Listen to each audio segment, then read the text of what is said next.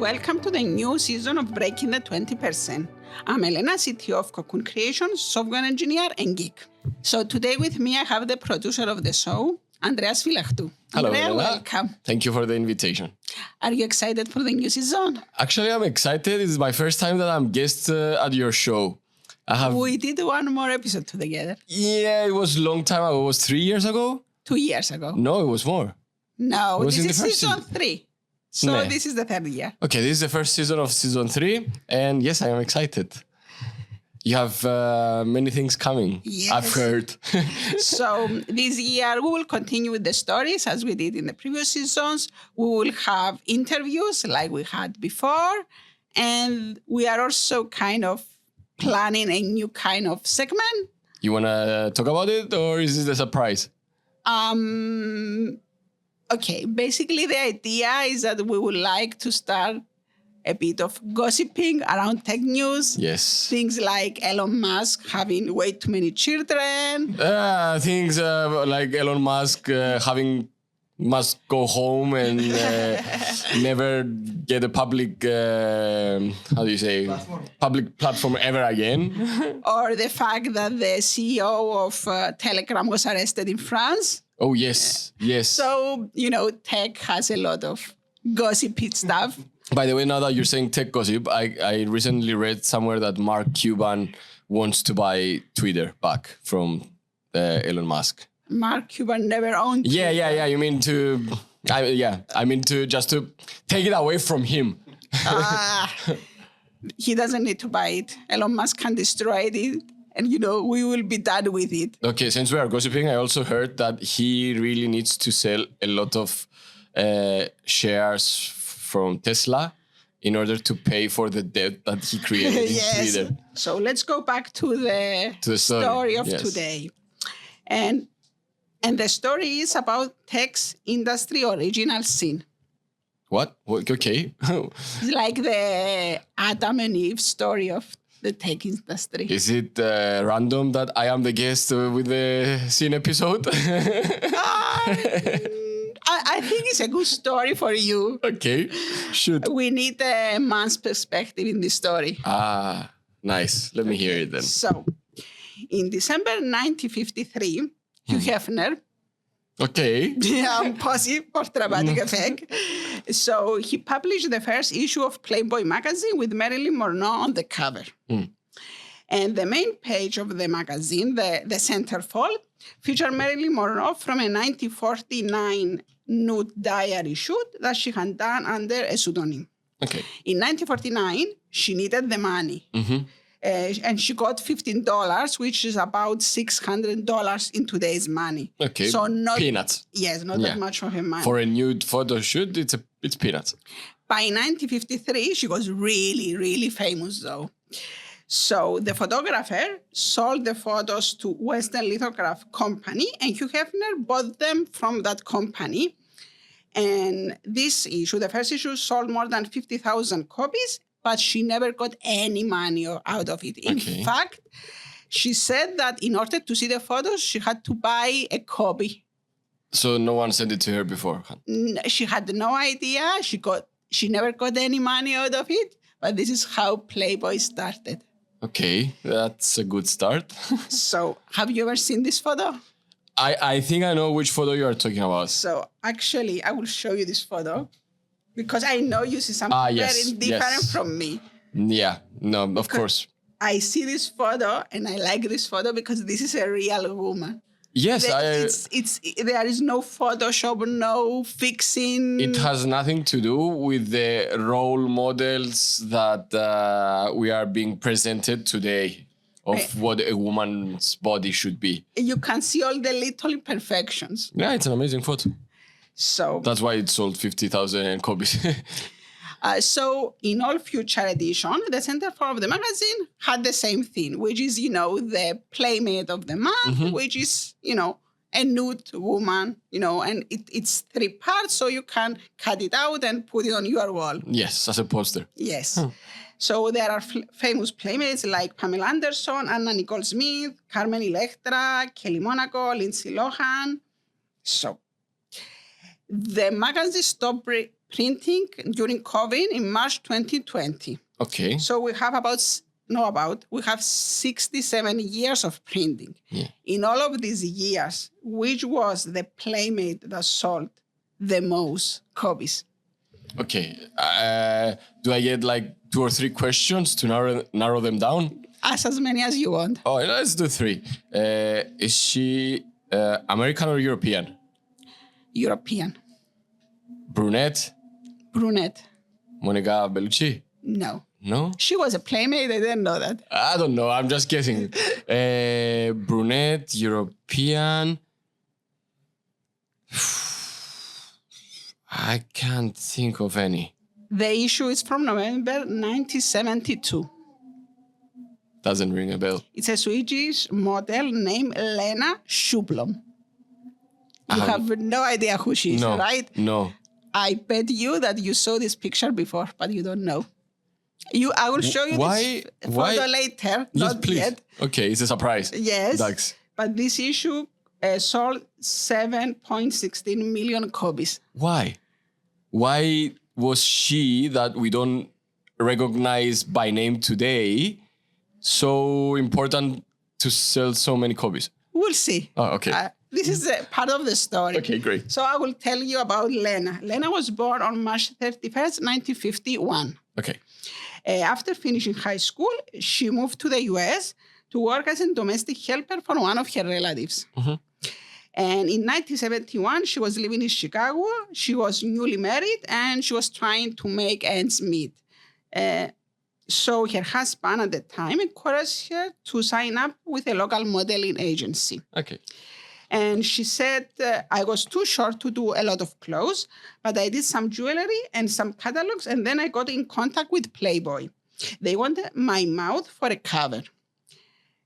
So she didn't know what Playboy was, but, she was poor, and she said, okay, it's money. Extra source of money, yeah, of course. Yeah, so the photo with Lenna's lips was on the cover of the April's 1973 issue, and this is her lips. Okay, that's very famous. This is a cover that sold the most copies? No, this is a different issue. Okay. That's the cover with her lips. Okay. So on top of this photo, she was also photographed nude, and she became Miss November 1972. So in the magazine, her name was spelled Lenna with 2 N. Okay. Because she wanted the readers to actually pronounce her name correctly. Because if it's Lenna, like Lena, which is the Swedish spelling, Americans will say Lina. Oh yeah. So okay. she wrote it with 2 N to help people pronounce it correctly. So in the photo, she stands naked in front of a floor-length mirror, showing her bare back and holding a pink boa, which covers most of her, so you can see only in the mirror a little bit of her breast. Okay. She looks back and glances over her shoulder, wearing a straw hat with purple feathers. Okay. Does any of this description remind you of anything? The snake part does. So the only other thing she wears is black boots, and she's in an attic of some sort, because you can see in the background a glass doll and, an oil lamp. Okay. So that's the photo. Do you have it there? I have it. But? I'm not going to show it to you yet. Okay. I just wanted to see if the description reminds you of anything. Not really. The thing with the boa, but I'm not sure because I have seen many pictures with women with snakes, so yeah, okay. I don't know if that's the one or if it's just an idea that I remember that picture, but at the end of the day, it's another picture with a woman with a snake. It's not a real snake. It's a replica. No, it's a kind of a feathery thing that you put around you. It does make a change now. No, still, no idea which photo it is. Okay. So after her photos were published, Hugh Hefner wanted her to go to his mansion, but she wasn't interested. Okay. So she She eventually got a divorce. She found a new boyfriend and she moved to New York. And she got a job as a model for Kodak. Okay. So from photos from that time, you can see her, on manuals for printers and on, ads for, copiers and this kind of stuff. And finally, in the 1980s, she returned to Sweden to live a normal life. She had children and she was working as basically she was helping disabled people to work on non-network computers. And the Playboy photo was just the story that she was telling about her youth, like that story. When I was young, I did this thing. And this was like this until November 1996. Okay. When Playboy notified her that she was invited to an IT conference, the 50th annual conference of the Society for Imaging Science and Technology, the following May. So Playboy sent her a message that you are invited to a tech conference. Okay. And she was like, why? What? What's going on here? So what happened? In the mid-1970s, a group at the University of Southern California Institute for Signal and Image Processing was doing pioneer work in the field of digital imaging processing. Mm-hmm. And as Alexander Shostak, I think, doesn't matter. Alexander, who was an assistant professor of electrical engineering, said in a 2001 interview, the team members tested their algorithms by simply scanning whatever images were available to them. Okay. So one day in June or July of 1973, Alexander, along with a graduate student in the lab, were looking for a picture to use for a conference paper. Okay. So they wanted something shiny to ensure good dynamic output range, and they wanted a human face. And as they tell it, somehow someone happened to walk in with the November 1972 issue of Playboy. Yeah, somehow someone. Yeah, okay. Yeah. No. It was pure luck. Suddenly a Playboy appeared. Yes, magically a Playboy appeared somehow. So they found this, issue with Lenna in the centerfold, and they decided to use her picture. They tore off the top third of the image, so like from the part where her face is, and they wrapped it around the drum of a Moorhead wire scanner to convert it from analog to digital. Okay. And because this scanner had a fixed resolution of 100 lines per inch, and they wanted a 512 by 512 image, they basically crop the image at the shoulder heights. Okay. So when they were scanning the picture... So they just kept the face, basically? Yes. Okay, and cool. they cut it around her face. All right. So when they were doing the scanning, they had some issues. So the photo was slightly enlarged in height, and they were missing one line, so they repeated the top line twice. Okay. And with these 260 to 144 pixels, Lenna went from analog to digital. And I will show you now the photo.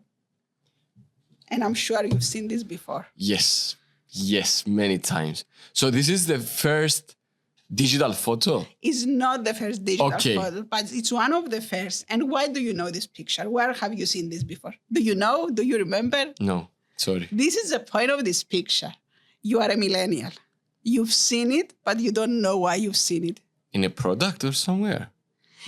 No, what I mean is, if I show this photo to a younger kid, they won't know what it is. No, they have no idea. But if you show this picture to a millennial, they say, I've seen it before. If you ask them where, they don't know. Where have I seen it before? Yes. Do you know where have you seen it? No. No, you cannot really say it was there. Where was it? Do you want to see the whole photo? Please do. This is the whole photo.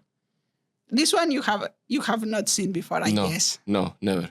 So you've seen the crop version. The digital one. Yes. So, for some mysterious reason, in all future, we know all the men that were there.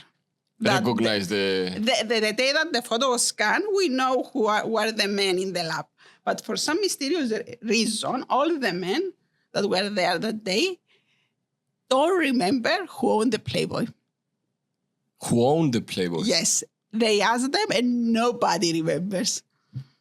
Okay. Why?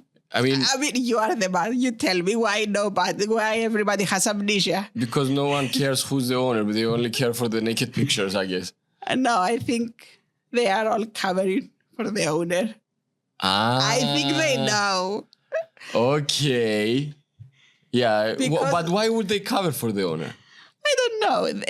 They've been asked and they always say, we don't know. It was there. It was randomly there. They never gave a straight answer as to... Were there going to be any legal consequences to the owner? No. So where is the problem? There is a lot of controversy around this photo. Okay.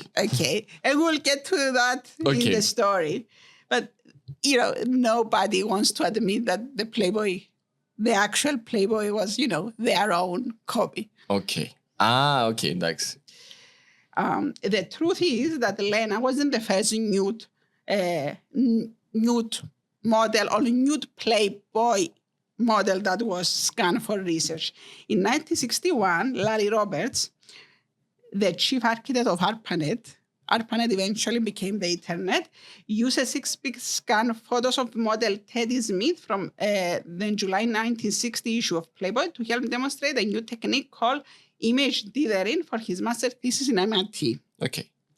In 1996, Bell Labs computer engineer Ken Knowlton and cognitive neuroscientist researcher Leon Harmon created the first plain ASCII, partly as a prank on their colleague and David. They put together a 12-foot wide mosaic of dancer choreographer Deborah Hay lying naked on the wall of his office. So they created the first ASCII ad. They used a naked model and they put it in his office. It was black and white and it's kind of very blurry. I will show it now to you. That's very pixelated picture. It's like someone did it in hand, like embroidered. Yes, it looks like that. So they put it in his office as a prank. So when Bell Labs realized what was going on, they said, you can never, ever release this thing to the public, that this thing happened here. The point is that later this photo was featured in New York Times as part of an art exhibition. The first one or the one that they put it on the board? No, the one that they put as a prank in there. Okay. So once this happened, the photo became famous as an art piece. Bell Labs changed their, narrative. Okay. And they said, you can, say that it happened here, but make sure that you say it happened here. Yeah, we need the credit. We want the credit. The thing is that, yes, it wasn't the first nude photo to be digitized, but Lenna became the de facto industry standard. So basically, because scanners were not a thing, they were very expensive, it was very difficult to scan images and make them digital. So what happened is that Alexander and his colleague started to giving copies of this picture to other researchers. And partly it was because it was difficult to scan, and partly it was, as they say, because they wanted to compare the algorithms using the same photo. Okay. To have something like a standard of comparison. However, eventually scanners became more popular. And the university started having a large database of sample images. Still, researchers were using Lenna. Okay. As these pictures started, being copied and given to other researchers, eventually people started, not knowing where this photo came from.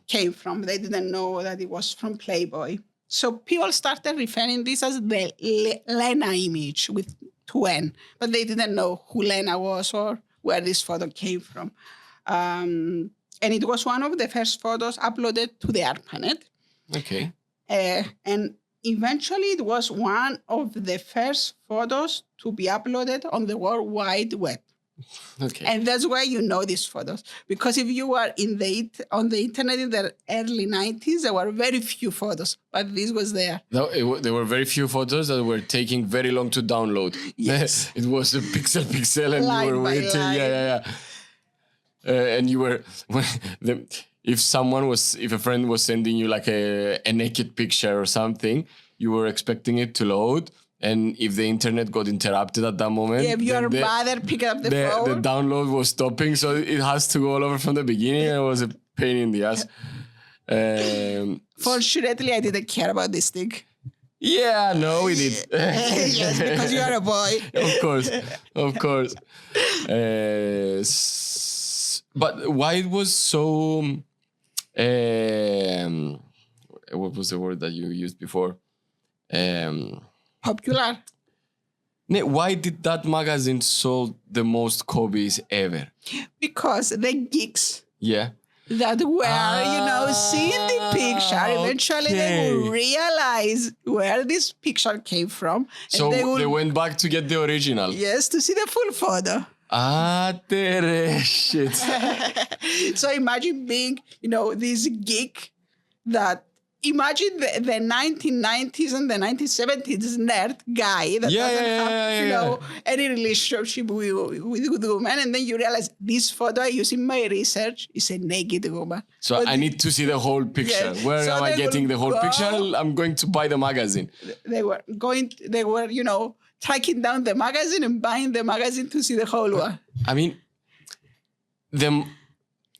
theoretically, there must be a big period of time between the issue of the magazine until the virality, let's say, of the picture, correct? It was it happened like a year later when they scan it. Okay, so they were still able to find copies, old copies? Actually, this is a very good question. I tried to figure it out. I think because there wasn't demand for this issue. They reprinted it? Playboy was reprinting you. No. Because I couldn't, I was like, okay, how can it have so many copies? Yeah. And the only logical explanation I can think of is this kept printing copies. How many millions did you say? 7 million? 716. And do we know the second second issue in numbers? I guess it's known, but I didn't look it up. No, maybe it's a big difference. Maybe it's not a big difference. But I mean, if it's a million issues, the difference. It's a big difference. I don't know. But this is by far the most popular. Yeah. Okay. But that's a nice image. Yes. And the thing about this image is also it's not... I wasn't interested in this, so I never really noticed the center pose. But when I was writing this episode, I Googled to see. And most of these pictures are, full-on nude, like it's provocative. Okay. There is not so much nude in this photo. Yeah. It's more artistic. The aesthetics is much more, not romantic, but more discreet. Yeah, it's soft porn. Yes, it's not soft hardcore porn. Eventually, in 1992, this photo was used to develop a standard called JPEG. What?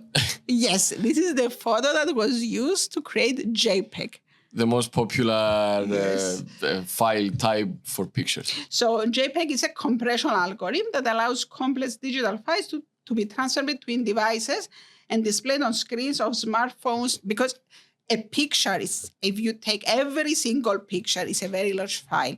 So the idea of JPEG or PNG is that there are algorithms and techniques to kind of compress all the information in smaller sizes. The JPEG, what it does, it removes the details, so you can see that there are not sharp edges, for example, and this kind of stuff. Okay. So you can see that it's blurry around certain things when the color changes. Yeah. So it removes information to make it smaller. Yeah, when you're trying to create a picture, it tells you if you export it in JPEG, it's gonna be lesser quality, but it's easier to share. Yeah, and especially in the early days of the internet. Yeah, it sharing, matters a lot. I mean, it was on megabytes. if you have a full resolution raw image, it was like 100 megabytes. You could not share it. So the example of Lenna, that's what I remember what I wanted to say before, is that the geeks have the power. Yeah. The geeks can make your product the best-selling product in the world. So as James Hutchison, an editor at the University of Illinois College of Engineering, said, Lenna was to the engineer what Rita Hayworth was to the American soldiers in World War II. That's a good comparison. And if you go to Google Scholar, Yeah. Google Scholar, it's, it's this website where you can, find academic papers. Yeah. It returns 28,700 results for Lenna image. Okay, that's like how many you said? 200? 27? To the 280,000. 280,000. It's almost 30,000, let's say, as a round number. 30 or 300? 30,000. It's 28,700, but I'm just rounding up. So it's almost 30,000 original papers. Okay. That they are there. If you are writing, or if you used to write a paper about digital imaging processing, that photo was in the paper. Oh, wow. There is no algorithm about image processing or video processing that at some point didn't use this photo to test, to develop, to present.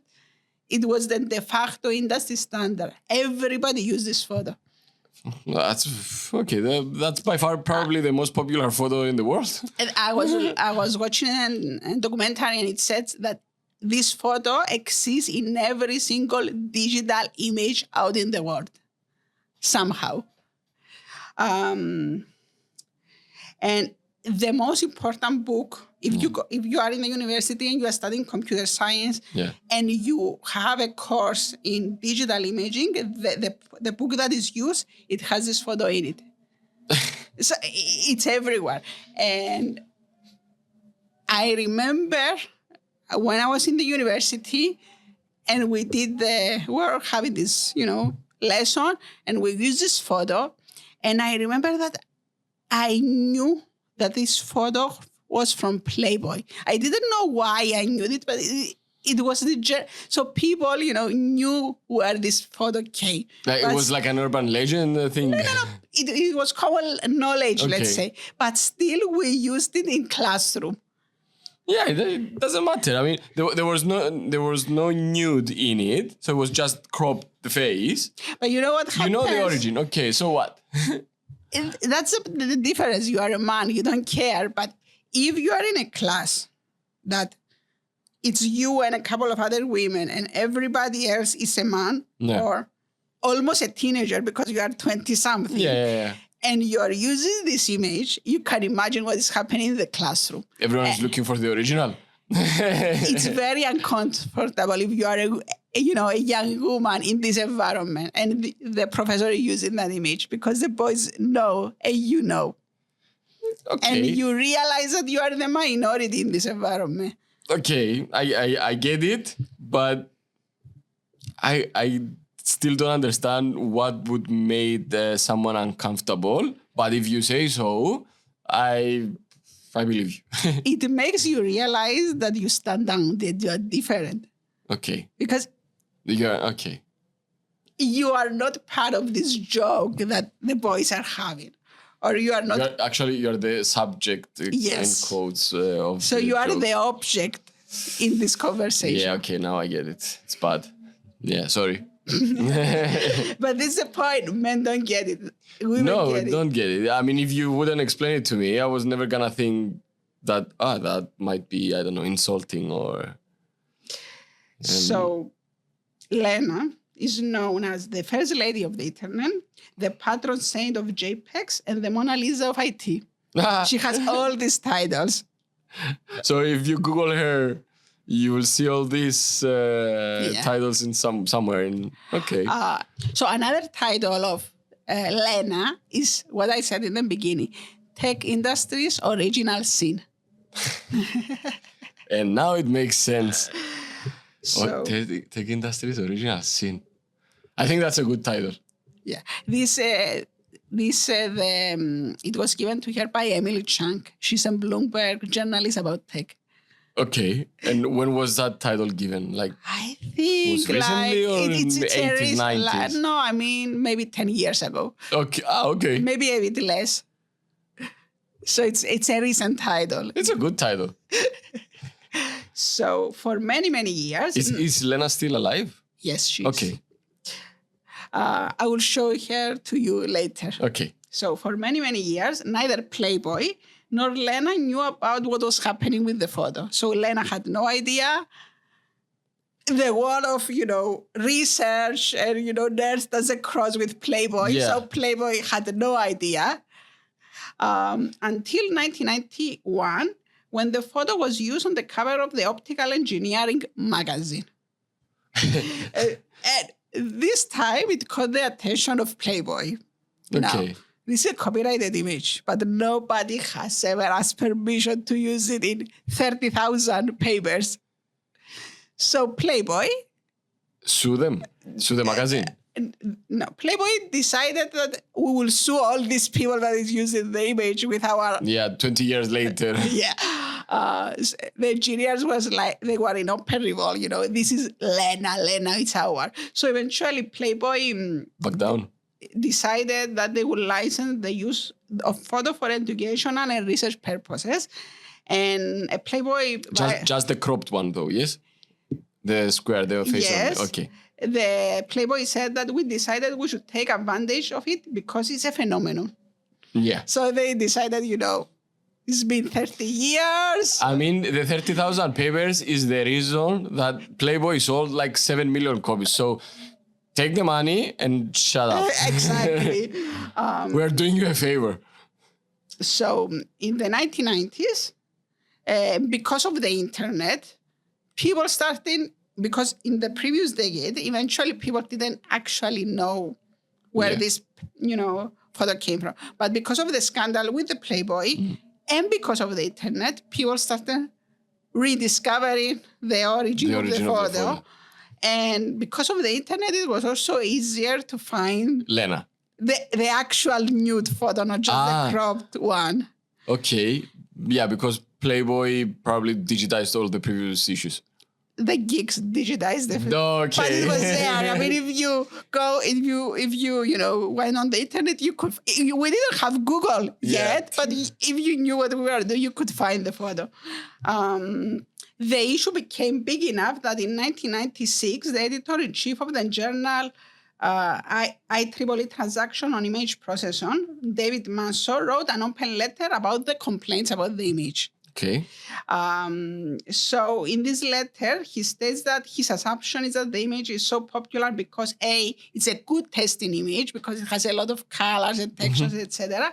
And B, it's the photo of an attractive woman and the image processing research community is dominated by men. So his verdict was, we won't censor Lenna, but if you can find another testing image that is good, maybe use it. Okay. So it was like, okay, we get it. We get that maybe it's inappropriate, but we'll still use this photo. I mean, it's Lenna. Yes, we like It's traditions. We don't change traditions. And finally, in 1997, Lenna, the real Lenna, learned for the first time what happened with her photo during the last 25 years. 97. Yes. Okay. So this is the point that Playboy contacts you and tells you you are invited to a tech conference. Okay. Now it makes sense. And she went to the tech conference and she saw her picture everywhere. So she was living in Sweden. Mm-hmm. She had never used the internet before. And she goes to the conference and she said that it was a very surreal experience because all these men, knew her.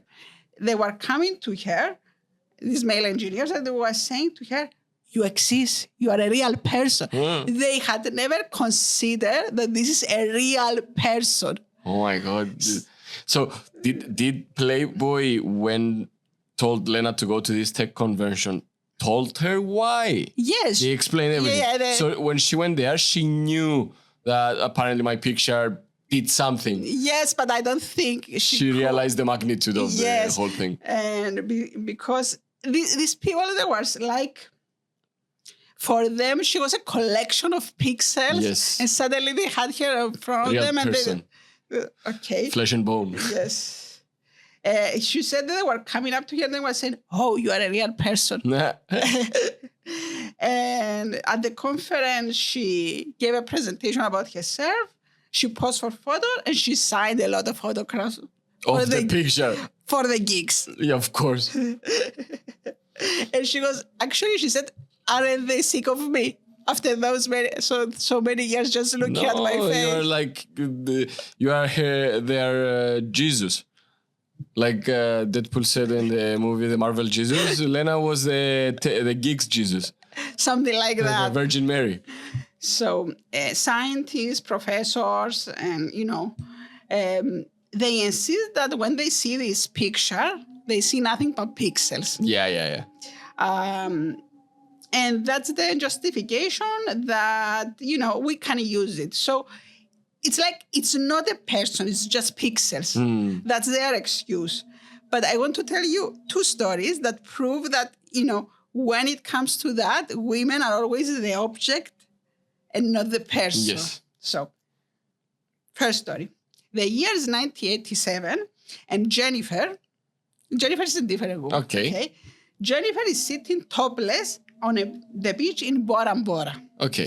Her boyfriend takes a photo of Jennifer. In the photo, we see Jennifer from behind, so we see her back, and she's gazing the ocean and a little island in the background. No. And later that day, her boyfriend, John Knoll, will propose, and Jennifer will say yes. And John named this photo Jennifer in Paradise. Do you know this photo? No. You know it. You've seen it before. It was my wallpaper for many years. So that's Jennifer in Paradise. Oh my God. So. You know what? Why do you know this picture? It was our back wallpaper on Windows. No. No. Where was it?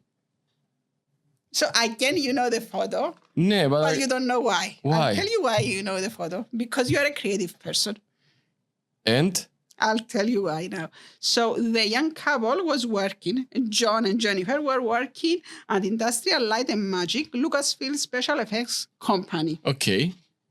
And there, Noel was using cutting-edge piece of hardware known as picture image computer that could be used to manipulate images. This was it cost hundreds of thousands of dollars as a computer. Okay. And it was complex and it required special training to use this thing. But meanwhile, his brother Thomas was working on his PhD and developing a software basically to manipulate images on a Macintosh. Okay. So he goes to visit his brothers, he sees the software, and he knows that what exists out there, it's costs, hundreds of thousands in this special hardware. So he realizes that there is a business opportunity here. And they needed a digital photo to demonstrate this software. Okay. So he visits Apple and he needs to scan a photo. And the photo that he happens to have with him is the photo of his wife. Okay. And he scans the image. And whenever he goes to demonstrate the software or sell the software, he gives a copy of the photo with the software. Yeah. And which is the software? And it came with the software for many, many years. Photoshop. Yes. This is the sample photo of Photoshop. And if you ever had a training in Photoshop, you use this photo to learn how to use Photoshop. No. Wait. Okay. So was this photo photoshopped? Or was it... A million times. Oh my God. So it was there, okay, for training. It was there for you to learn how to use Photoshop. And it's a photo of his wife. Nah, it's okay. I bet he made millions of dollars for the application. No, they are still married. She doesn't care, but the point, again, the naked woman is the object. Yeah. Maybe it was more tempting to work while watching a naked bag sitting at the beach rather than, I don't know, maybe my face or something else. So second story. Second story. Third one. With Lenna, it's the third one, Okay. yes. So back in 2000, Google search results were nothing but a list of blue links. You remember that link Google? No, not really. The google.com of the late 90s, early 2000s. No, I have to see a picture to remember it. It was like you type and you get a list of blue links, nothing else. Yes. Now I do. So on February 23rd, 2000, Jennifer Lopez wore a green Versace gown designed by Donatella Versace to the 22nd Grammy Awards. I remember that dress. You remember that? Yes. It has this low neck that goes up to her belly button. Yes. So the dress became famous overnight. And the image was so popular that for the next 2 days, it was like the single most popular search on Google. Okay. But you couldn't find the image. You couldn't see it because it was just a list of links. So this became the inspiration for Google Image. Oh my God. And I will show you J-Lo now. Because yeah, that was an amazing dress. That was an amazing picture of Jennifer Lopez. Actually, a few years ago, she wore it again. Bravo. Like, what year was that? I don't know, 2-3 years. This was 2000. 2000. But then, like 2-3 years ago, she actually Oh my God. wore it again. You know what? Maybe a comparison of how internet was like before the 2000 and after the 2000. Like the thing that you mentioned now, you went in Google and you had like the blue links, but now you have Google Images, you have Google Maps, you have YouTube as a research. You have so many options. Yeah, I mean, and imagine that we didn't even have Google a couple of years earlier. Yeah. So, I mean, yeah. But again, this is a story where this is the image of a woman that is kind of naked that becomes the reason for innovation. But again, the woman is the object. Oh my God. And even, have you seen the Facebook movie? Yes. Okay. It's kind of fictionalized, but you remember why Mark Zuckerberg starts Facebook? I remember there was a woman involved. So the point is that he creates this, according to the movie at least, he gets dumped by his girlfriend. And he goes and he starts this website called FaceMash, where he compares the photos. He hacks the university. He gets the images of all the women, and he puts their faces next to pic photos, and people have to vote on this thing. Okay, yeah. So that's, again, the inspiration for Facebook, dehumanizing women. And the most infuriating part in real life, he wasn't even dumped by the girlfriend. He dumped her. No, he just did it because he thought it was fun. Oh my God. So he was an asshole way before. Way before the millions. So, you see, it's always this pattern, the innovation and the woman as an object for the innovation to happen. So you women are the inspiration for everything. So it's how they used to say that behind every great man there is a woman, something like that. But you can paraphrase it, and behind every great invention or every, I don't know, great step humankind ever made, there is a woman. Actually, a few years ago, a woman researcher decided to reverse the paradigm. So he found this Italian model, and he got his permission to use a naked photo of him in papers. And she said that, if I go to a conference and I show the paper with Lenna, if I use the guy, the hot guy, everybody starts laughing uncomfortably. So it's like, why? It's not the same thing. Why couldn't you use Lenna? Why are you changing things? This was a photo of him. He was naked, but he cropped it around his face. It's the exact same paradigm. It's the face of an attractive man. This makes the man and the researcher uncomfortable. Lenna doesn't. Oh my God. Yeah. It's not the same. I know. So when Pratt, the head of the lab that Lenna was scanned, was asked about this, he said, I haven't paid attention. It doesn't make sense to me. We didn't think about that stuff when we did it. It was natural that we use a good quality image, and some of the best images were employable. It's not sexy. It's just that, Playboy had good images. Nah. Or the best printing quality. But maybe. still, if that's true and it was a sexy, why nobody wants to admit who owned the magazine? I don't know. Maybe it's they were asked and nobody remembers. I don't believe it. I don't buy it. Yeah, there's no excuse for that. There's no excuse for that. So, the use of the image is problematic, but it's even more problematic when you put it in the 21st century. And in 2015, Maddie Zook, a senior at Thomas Jefferson High School, she wrote an article in the Washington Post about her experience as one of the few girls in a programming class assigned to use Lenna's image for a programming exercise. So she was a teenager, she was taking this class, and the teacher used this photo, and the teacher warned them not to look up for the whole picture. So imagine what a class of 16 years old boys did. They look out for the whole picture, of course. Of course. So she said that I was 16 at the time and struggling to believe that I belong in a male-dominated computer science class. I tried to ignore the boys' sexual comments, but this is what I told you before. It makes it real. It makes you realize I'm the only woman in this, place where... So basically you realize that the same way that they are seeing Lenna, they are seeing you as well. Yes. Yeah, okay, now I get it. So eventually in 2019, the non-profit organization Code Like a Girl, in collaboration with Lenna, they made a short documentary about Lenna's story and the impact she had and the prejudice that exists in the industry in relationship to the role of women in it.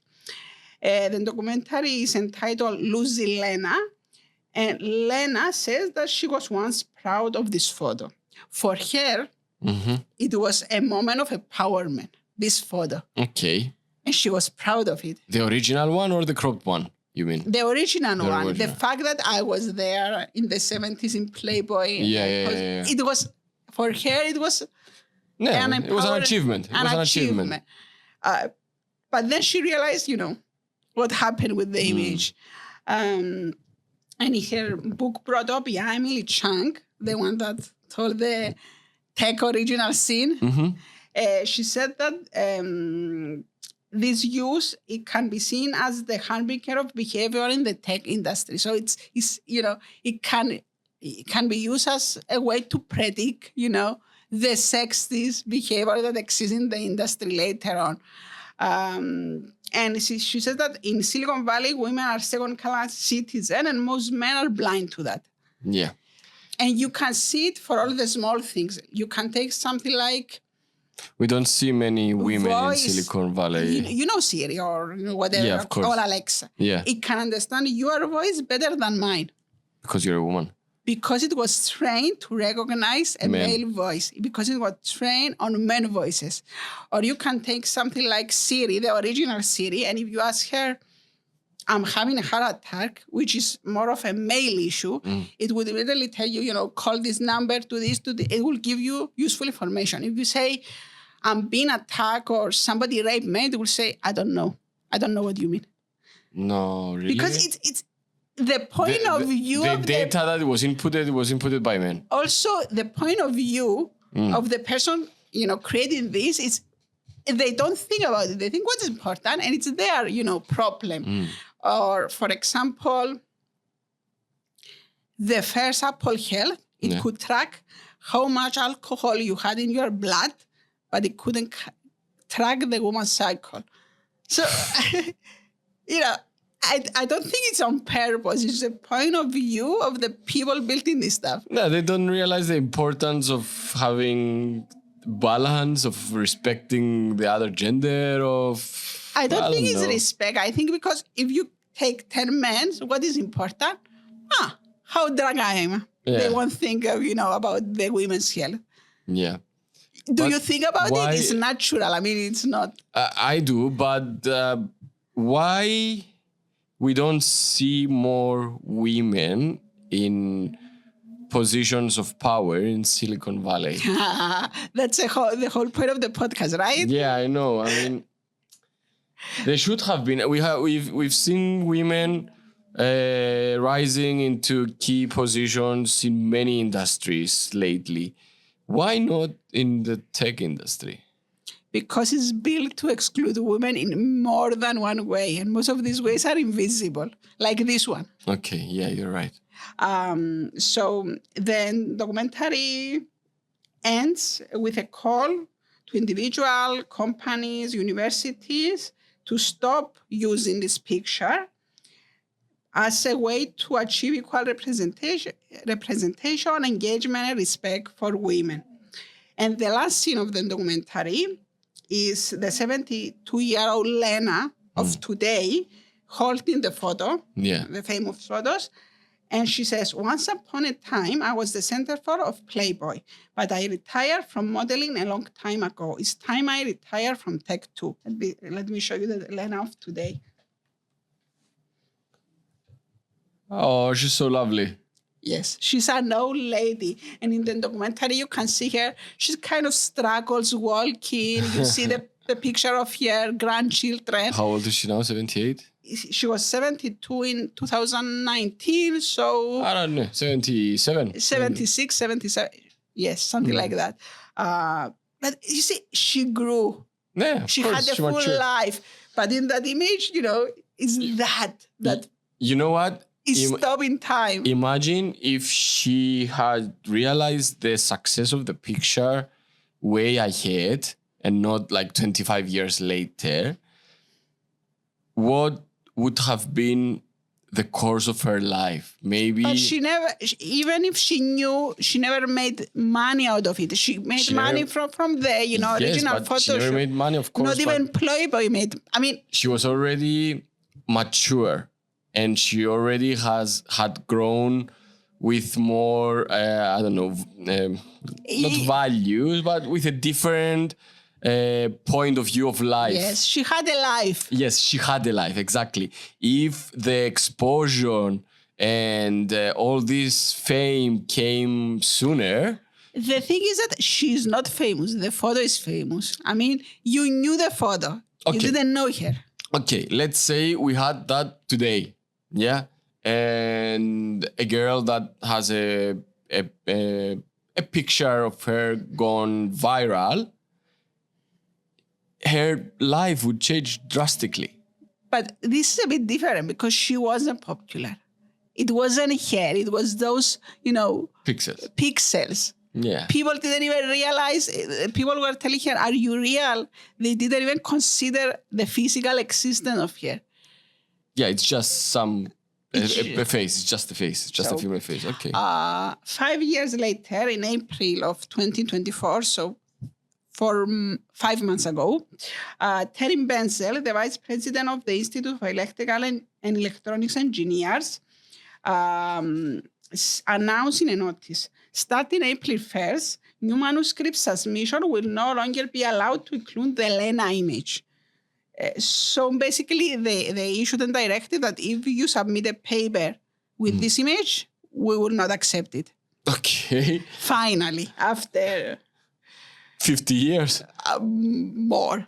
So they put out a press release and it says, IEEE diversity statement and supporting policies such as IEEE's Code of Ethics speaks to IEEE's commitment to promoting an inclusive and equitable culture that welcome all. In alignment with this culture and with respect to the wishes of the subject of the image, Lenna Forsin is here. She was married, okay, so she has a different surname now. IEEE will no longer accept submitted papers which include the Lenna image. So she the Lenna image, yes. Sorry. So she finally retired for real. And the day that this happened, I posted in Instagram for breaking the 20%. And I started getting hate messages From where? from men programmers. No, really? And at some point, I started replying, and I thought, okay, they will never get it. And I stopped replying. Why would they send Because hate messages? they want her to be used. Oh my God. She's everywhere. There are things like, there is this show called Silicon Valley. Yeah. Have you ever seen this? No. That it's a parody of Silicon Valley. Okay. It's just like all the stereotype is making fun of Google, of startups. And part of the story is that there is this geek that he invents an algorithm for compression.